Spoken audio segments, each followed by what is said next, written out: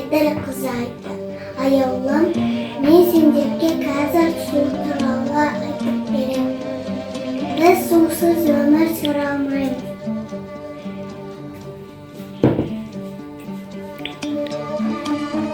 Біз сумен кір жуамыз, ыдыс жуамыз, бетімізді жуамыз, қолдарымызды жуамыз.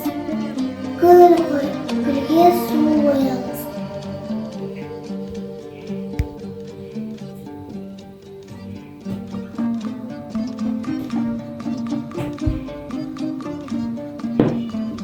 Бірақ гүлге көп су құюға болмайды, өйткені мынау сияқты шіреп кетеді.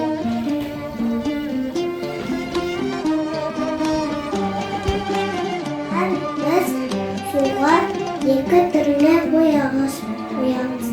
Біреусі көк, біреусі жасыл.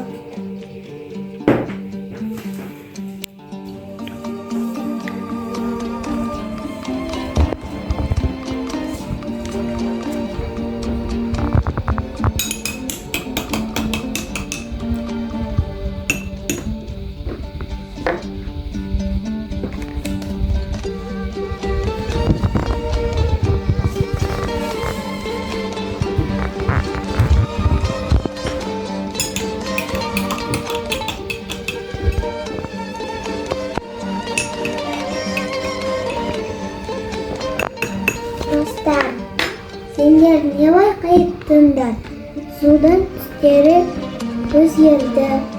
Біреусі көк, екіншісі жасыл, ал үшіншісі осындай тап-таза.